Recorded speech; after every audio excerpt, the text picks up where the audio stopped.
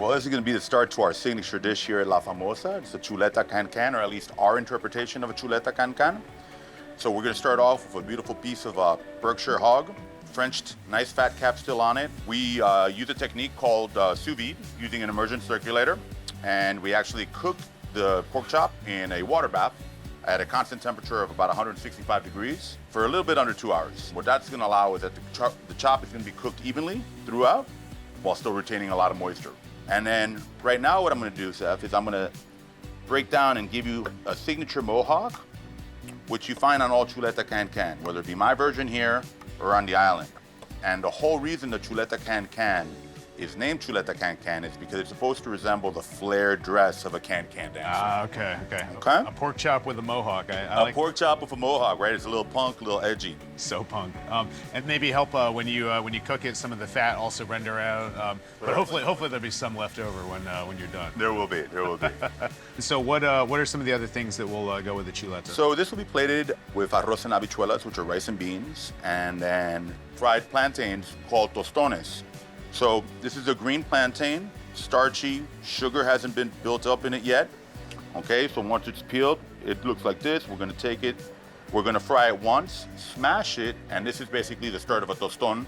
This will be fried once again, and this will also be an accompaniment to the chuleta can-can. So yeah, so we got a pork chop and some tostones, some rice and beans. This is just some good kind of comfort Puerto Rican cooking right here. Correct, and pork, being an island, for whatever reason, whether it be Puerto Rico or Hawaii, we're very pork-centric. Got it. And so now that this has been cooked sous vide, what's the next step for this pork chop? Next step is we're going to put it into a double fry basket. Now we cook it mohawk side down so we get the chicharron nice and crispy. So basically it'll be a partial cook there. Then we'll drop it fully into the fryer to complete it and get it all nice and golden brown. And then we'll drop the tostones to accompany it, and then we'll plate.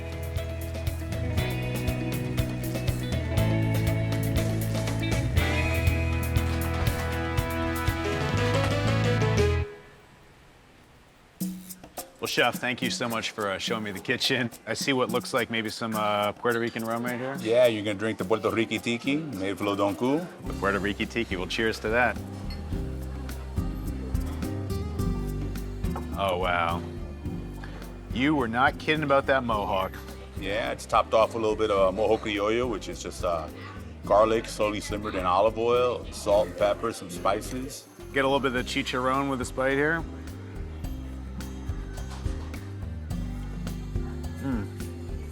Good? That's dynamite, Chef.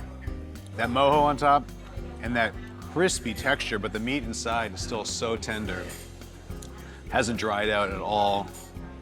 That's an excellent, excellent bite right there. That's the great thing about technique, you know. If you do it right, you keep that moist, juicy, flavorful pork chop, and it'll just crisp up that skin and that chicharron. I'm guessing this is a little different than how it would be prepared if we were, say, back in Puerto Rico? Yeah, so in Puerto Rico, the traditional can-can is gonna be huge. It's gonna be like almost like a foot and a half chop. And so imagine the mohawk going from like here to here. I've kind of realized that for the consumer here in DC and slightly more Anglo palate, the lean meat to fat ratio had to be a little bit different. And so we started working on this version, or this option for chuleta can-can, and we're really proud of it.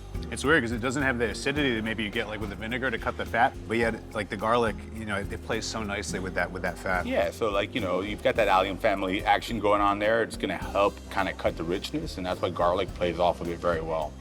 And I gotta try one of these tostones as well. Got a little more of the garlic mojo on it. Mojo criolla? Mojo criollo. Mojo criollo.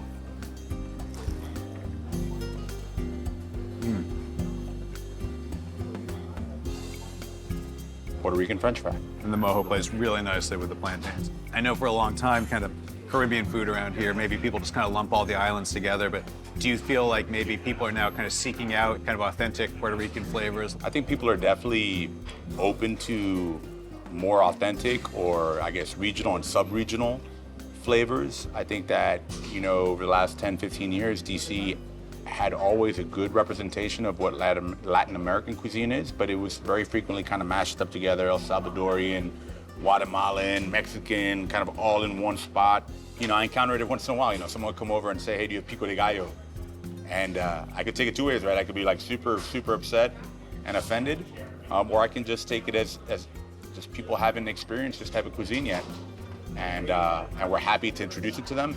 But, you know, we definitely want to bring, you know, what the cocina criolla is, and that's what we call the cuisine of Puerto Rico, cocina criolla. Obviously, it's my own take, so once in a while I get a little pushback that it's not like abuela used to make, but you know what? At the end of the day, it's like what my abuela used to make, so I feel okay about that as well. Like I said, dynamite cut of pork. Best I've had in a long time, so Stuff. thank you so much. My pleasure.